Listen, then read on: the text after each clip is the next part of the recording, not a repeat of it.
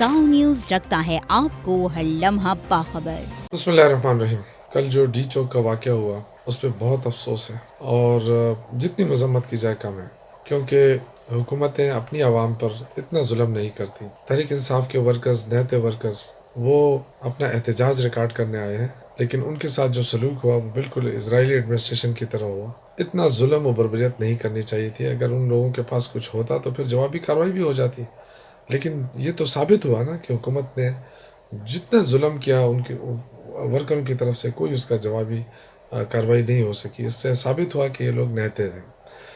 लेकिन दूसरी तरफ अगर मैं देखूं तो अपनी लीडरशिप पे मुझे बड़ा अफसोस है कि कोई लीडर सिवाय अली अमीन गंडापुर, उमर अयूब और एक दो और अली असगर और असद कैसर के अलावा मुझे कोई नज़र नहीं आया।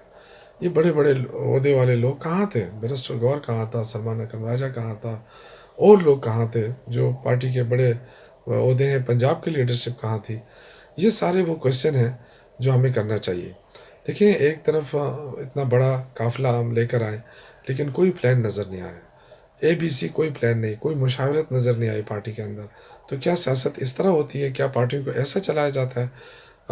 हमारा क्या मकसद था? हम क्यों डी चौक आए? दूसरी बात ये कि बैरिस्टर सैफ ने कहा रात को कि इमरान खान संगजानी के ऊपर राज़ी हो गए थे और हुकूमत भी राज़ी थी कि संगजानी पे हमें जगह मिल सकती है, हम वहाँ धरना दे सकते हैं। तो उन्होंने कहा कि बुशरा बीबी नहीं मानी। तो अब ये क्वेश्चन पैदा होता है कि पार्टी जो है वो बुशरा बीबी चलाएगी या ये जो लीडरशिप है ये चलाएंगे। अगर इनके पास इतना इख्तियार ही नहीं था तो फिर इनको इस्तीफ़ा देना चाहिए। क्यों हम इतने बड़ी तादाद में लोगों को लेकर आए और हमारे पास फैसले का इख्तियार ही नहीं था?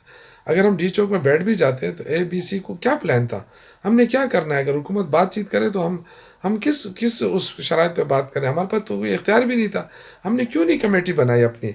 जब हम पेशावर से रवाना हुए तो क्यों नहीं अपनी हमने मशावरती कमेटी बनाई? क्यों नहीं अपने लोगों को इकट्ठा किया? लेकिन बदकिस्मती देखें कि जो लोग इस वक्त लीड करते हैं पार्टी को, वो जुलूस को लीड नहीं कर सके। वो नहीं आए सिवाय एक अली अमीन गंडापुर के। उसको भी कुर्बानी का बकरा बनाया गया। पार्टी का प्रेशर, वर्कर का प्रेशर उन्होंने बर्दाश्त किया। वो CM तो कह सकता था मैं नहीं आता हूँ, लेकिन उन्होंने वर्कर बनकर आए और उमर अयूब साहब को देखा गया, अली असगर को देखा गया, लेकिन असद कैसर को देखा। बाकी लीडरशिप तो नज़र ही नहीं आई। ये कहाँ आए थे वो? मैं अभी नाम नहीं लेना चाहता, लेकिन वो खुद अपने आप से फैसला करें कि वो इस लीडरशिप के काबिल हैं या नहीं है, पार्टी चलाने के काबिल हैं या नहीं है।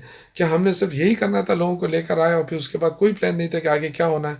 ये जो कल का वाक़या हुआ, गवर्नमेंट ने जो फस्तायत का मुजाहरा किया, इसके बाद हमें क्या करना चाहिए था? कोई कोई प्लान नहीं, नज़र नहीं आया।